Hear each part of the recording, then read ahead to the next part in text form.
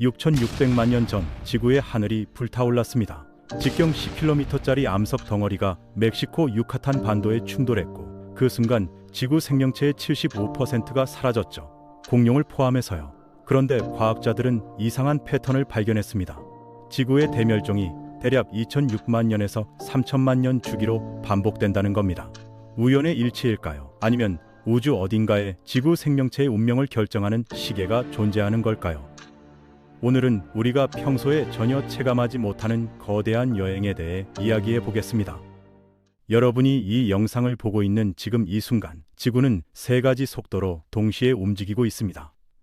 첫 번째는 자전인데 적도 기준으로 시속 약 1600km의 속도로 하루에 한 바퀴씩 돌고 있죠. 두 번째는 공전으로 지구는 태양 주위를 시속 107,000km 초속으로 환산하면 약 30km의 속도로 돌고 있습니다. 여기까지는 학교에서 배운 내용이니까 익숙하실 겁니다. 문제는 세 번째 움직임입니다. 태양 자체가 은하수의 중심을 향해 공전하고 있다는 사실인데 이 속도가 상상을 초월합니다. 초속 220km에서 250km 사이 시속으로 환산하면 무려 80만 km가 넘습니다. 지구가 태양을 도는 속도의 거의 8배에 달하는 엄청난 속도죠. 이 속도면 지구의 적도를 단 2분 54초 만에 한 바퀴 돌 수 있습니다. 총알이 초속 300에서 400m 정도 되니까 총알보다 500배 이상 빠른 셈이죠. 그런데 왜 우리는 이 엄청난 속도를 전혀 느끼지 못할까요? 답은 간단합니다. 지구, 태양, 태양계의 모든 행성, 그리고 여러분의 몸을 구성하는 모든 원자가 정확히 같은 속도로 같은 방향으로 움직이고 있기 때문이죠. 고속열차 안에서 공을 던지면 공이 뒤로 날아가지 않는 것과 같은 원리입니다. 우리는 우주라는 열차 안에서 정지해 있는 것처럼 느끼지만 실제로는 초당 220km 이상의 속도로 은하를 가로지르고 있습니다. 태양계가 은하수 중심에서 얼마나 떨어져 있는지 감을 잡기가 어려울 텐데요. 대략 26,000에서 28,000 광년 정도입니다. 광년이라는 단위가 낯설 수 있으니 설명을 덧붙이자면 빛이 1년 동안 이동하는 거리가 1광년인데 빛의 속도가 초속 30만 km니까 1광년은 약 9조 5천억 km에 해당합니다. 태양에서 지구까지 빛이 도달하는데 약 8분이 걸리는데 은하 중심까지는 빛조차 26,000년을 달려야 도착할 수 있다는 뜻이죠. 인류가 농경을 시작한 게 대략 10,000년 전이니까 지금 은하 중심에서 출발한 빛이 지구에 도착하려면 인류 문명 전체 역사의 2배가 넘는 시간이 필요합니다. 이렇게 먼 거리를 초속 220km 이상의 속도로 달려도 태양계가 은하수를 한 바퀴 도는 데는 약 2억 2천만 년에서 2억 5천만 년이 걸립니다. 천문학자들은 이 기간을 은하년이라고 부르는데 지구의 1년이 태양 주위를 한 바퀴 도는 시간이라면 은하년은 태양이 은하 중심을 한 바퀴 도는 시간인 셈이죠. 지구가 약 45억 년 전에 형성됐으니까 그동안 태양계는 은하수를 18바퀴에서 20바퀴 정도 돈 겁니다. 여기서 인류의 시간을 은하년으로 환산해보면 정말 충격적인 결과가 나옵니다. 현생 인류가 등장한 건 대략 30만 년 전인데 이건 은하년으로 치면 고작 0.001에서 0.002바퀴 정도밖에 안 됩니다. 기록된 인류 문명 전체, 그러니까 피라미드부터 스마트폰까지 전부 합쳐도 은하가 한 바퀴 도는 동안 0.1도도 이동하지 못한 찰나의 순간에 불과하죠. 공룡이 멸종한 건 은하년으로 대략 0.26에서 0.3바퀴 전이고 지구가 탄생한 건 약 18에서 20바퀴 전이며 우리 은하 자체가 형성된 건 약 50에서 60바퀴 전입니다. 우주적 시간 척도에서 인류 문명은 눈을 깜빡이는 것보다 짧은 순간인 셈입니다. 자, 여기서 정말 중요한 이야기가 시작됩니다. 태양계는 은하 중심을 평면적으로만 도는 게 아닙니다. 마치 회전 목마 위에서 위아래로 출렁이는 말처럼 태양계도 은하 원반을 기준으로 위아래로 진동하면서 공전합니다. 이 수직 진동의 주기가 대략 6천만 년에서 7천만 년 정도 되는데 태양계가 은하 원반을 한번 통과하는 데는 약 3천만 년이 걸리죠. 천문학자들은 이걸 은하 수직 진동이라고 부릅니다. 현재 태양계의 위치를 보면 은하 원반의 정확한 중앙면에서 약 50에서 70광년 정도 위쪽, 그러니까 은하 북반구 쪽에 위치해 있습니다. 그리고 지금 우리는 은하 원반 안쪽으로 다시 내려가는 중이죠. 대략 1400만 년에서 1500만 년 뒤에 태양계는 은하 원반의 중앙을 통과하게 되고 그 후 다시 반대쪽으로 올라갔다가 내려오기를 반복합니다. 이 진동 운동이 왜 중요할까요? 1979년 천문학자 윌리엄 네이피어와 빅터 클루브는 이 수직 진동과 지구의 대멸종 사이에 놀라운 상관관계가 있을 수 있다는 가설을 제시했습니다. 이후 1996년 지구 물리학자 마이클 람피노와 해양학자 브루스 해거티가 이 가설을 더 발전시켰는데 이게 바로 시바 가설입니다. 힌두교의 파괴와 재생의 신 시바의 이름을 딴 이 가설은 지구의 대멸종이 우연이 아니라 은하의 움직임과 연결된 주기적 현상일 수 있다고 주장하죠. 원리는 이렇습니다. 은하 원반의 중앙면에는 암흑물질, 성간가스, 먼지가 상대적으로 밀집되어 있습니다. 태양계가 이 밀도 높은 구역을 통과할 때 우리는 단순히 중력만 느끼는 게 아닙니다. 그곳엔 밀집된 성간가스와 암흑물질의 구름이 마치 우주의 안개처럼 깔려 있죠.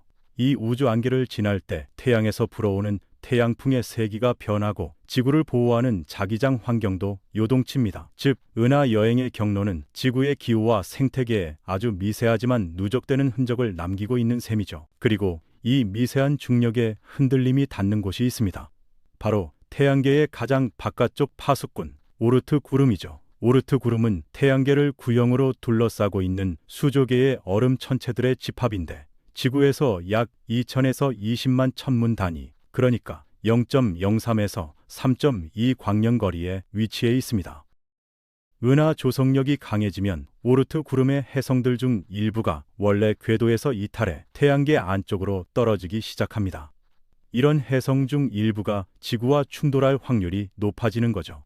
2019년 발표된 연구에 따르면 오르트 구름 외곽에서는 은하 조성력이 지나가는 별들의 중력 섭동보다 더 큰 영향을 미치는 것으로 나타났습니다. 확장된 오르트 구름 모델에서 은하 조성력만으로 전체 해성의 약 0.9%가 성간 공간으로 밀려나거나 궤도가 교란되고 지나가는 별들의 영향은 0.38% 정도에 그쳤거든요.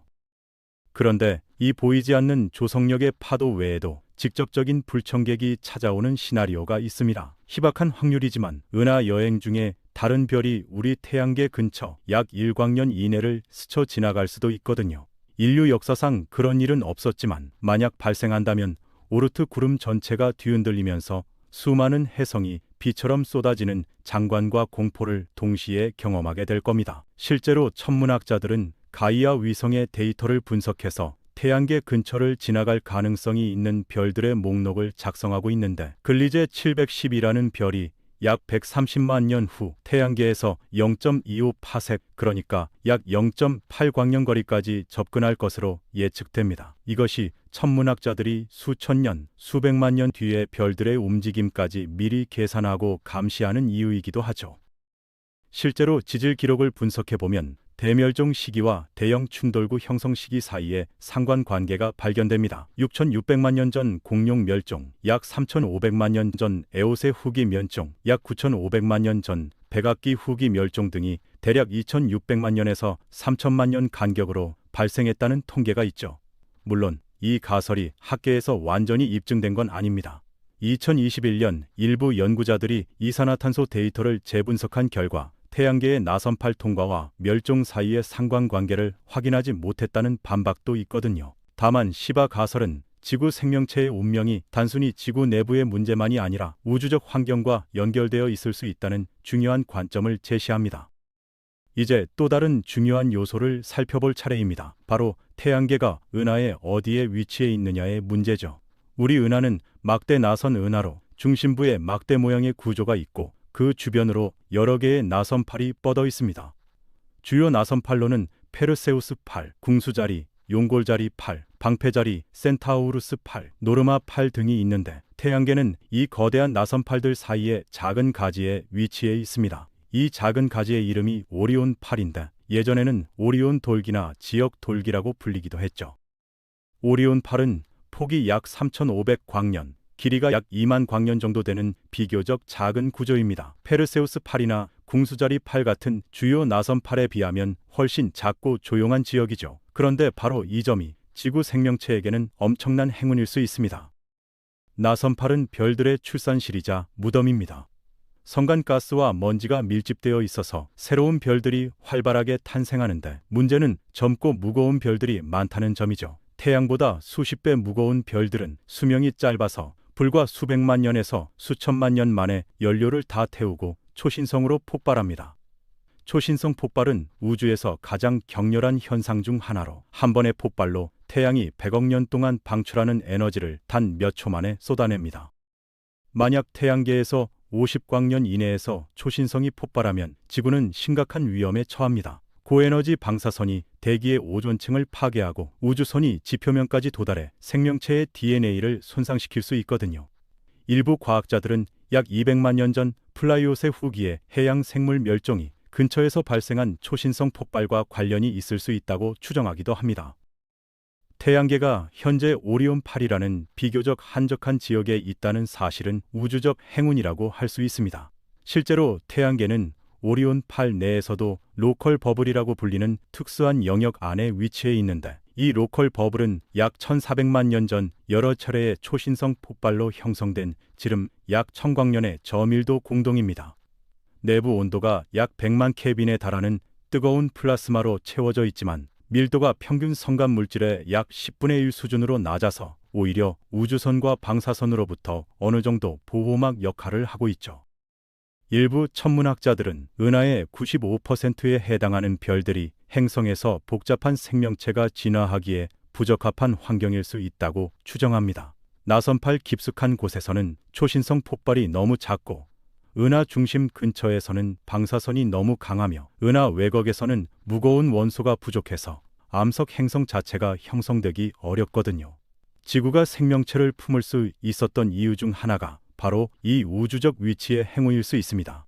우리는 은하의 거친 폭풍우를 피해 조용한 대피소에서 쉬고 있는 셈이죠. 그런데 우리의 위치는 고정된 것이 아닙니다. 은하의 역동적인 움직임에 따라 태양계는 중심부로 조금 더 다가가기도 하고 외곽으로 밀려나기도 합니다. 만약 우리가 은하 중심부에 더 가까워진다면 지구의 밤하늘은 지금과 완전히 달라질 겁니다. 수만 개의 별이 쏟아지는 찬란한 밤, 어쩌면 잠들기 어려울 정도로 밝은 밤을 맞이하게 되겠죠. 은하 중심부에는 별들이 빽빽하게 밀집되어 있어서 그곳에서 본다면 밤하늘 전체가 별빛으로 뒤덮일 겁니다. 반대로 은하 외곽으로 밀려난다면 우리는 아주 고요하고 어두운 고립된 우주를 마주하게 될지도 모릅니다. 주변에 별이 거의 없는 텅 빈 공간, 검은 바다 위에 떠 있는 작은 섬 같은 느낌이겠죠. 우리는 지금 그 극단적인 두 풍경 사이 딱 적당하고 평온한 길을 지나고 있는 셈입니다. 물론 이 행운이 영원히 지속되지는 않습니다. 태양계는 은하수를 한 바퀴 도는 동안 여러 차례 나선팔을 통과하게 됩니다. 천문학자들의 계산에 따르면 태양계가 다음 주요 나선팔에 진입하기까지는 대략 수천만 년에서 1억 년 정도가 남았습니다. 그때가 되면 우주 환경이 지금과는 크게 달라질 수 있죠. 초신성 폭발 빈도가 높아지고 성간 물질과의 상호작용이 증가하며 지구에 도달하는 우주선의 양이 달라질 수 있습니다. 결국 지구 생명체의 역사는 지구 안에서만 결정된 게 아닐 수 있습니다. 화산 폭발, 기후 변화만으로 설명되지 않는 대멸종의 배후에 태양계의 은하 여행이 숨어 있을 가능성이 있죠.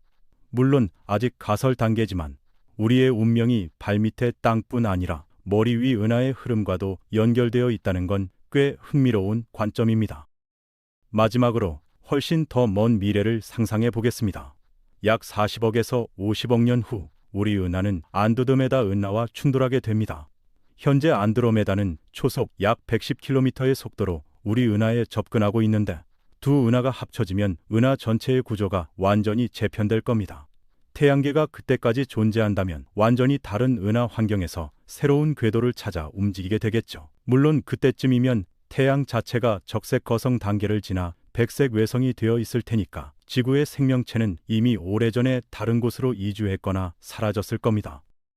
결국 우리가 발을 딛고 있는 이 땅, 매일 아침 눈을 뜨는 이 지구는 초속 220km 이상의 속도로 은하를 가로지르는 우주선입니다.